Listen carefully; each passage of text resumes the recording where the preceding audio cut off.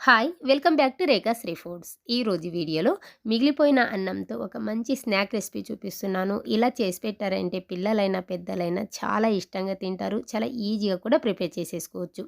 ఇంకా దీనికోసం ముందుగా నేను ఇక్కడ ఒక మిక్సీ జార్ తీసుకున్నాను. అందులోకి ఒక 2 పచ్చిమిర్చి తీసుకుని పెద్ద ముక్కలుగా కట్ చేసుకుని వేసుకుంటున్నాను. ఆ తర్వాత తరిగిన ఉల్లిపాయ ఒకటి, నెక్స్ట్ ఇందులోని ఒక 3 వెల్లుల్లి రెబ్బలు, ఒక పావు టీ స్పూన్ వరకు జీలకర్ర, అలాగే రుచికి సరిపడా ఉప్పు వేసుకుని కోర్స్గా గ్రైండ్ చేసుకుని తీసుకోవాలి.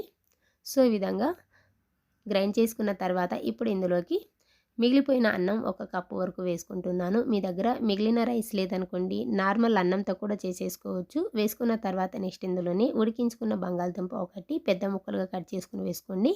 నెక్స్ట్ ఇందులోని ఒక హాఫ్ కప్పు వరకు బియ్యపిండి వేసుకుని మెత్తగా గ్రైండ్ చేసుకోవాలి.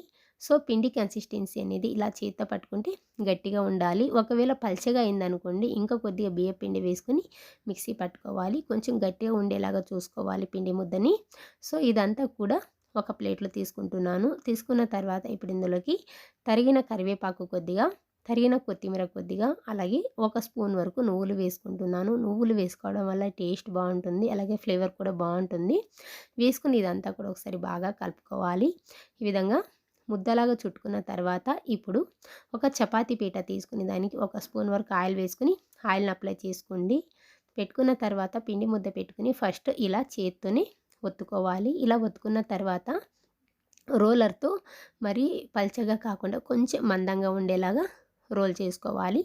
ఈ విధంగా రోల్ చేసుకున్న తర్వాత ఒక డబ్బా క్యాప్ తీసుకుని ఈ విధంగా సర్కిల్ లాగా కట్ చేసుకోవాలి. ఈ విధంగా కట్ చేసుకున్న తర్వాత ఎక్సెస్ పిండి అంతా తీసేసుకుని ముద్దలాగా చుట్టేసుకుని ఇదే విధంగా మిగిలిన పిండితో కూడా సర్కిల్ లాగా చేసుకొని తీసుకోండి. థిక్నెస్ అనేది ఈ మాత్రం కొంచెం మందంగా ఉండేలాగా ఉండాలి, మరీ పల్చగా ఒత్తుకోకూడదు. ఈ విధంగా అన్నిటిని కట్ చేసుకున్న తర్వాత ఒక ప్లేట్లో తీసుకొని పక్కన పెట్టుకోండి.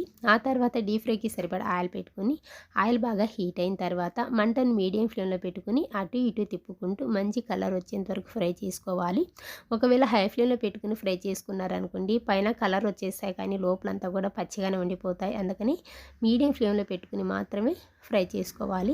సో ఇదే విధంగా అన్నిటిని కూడా ఫ్రై చేసేసుకుని తీసేసుకోవాలి. అంతే, చాలా ఈజీగా ఒక 5 నిమిషాల్లో చేసుకోవచ్చు.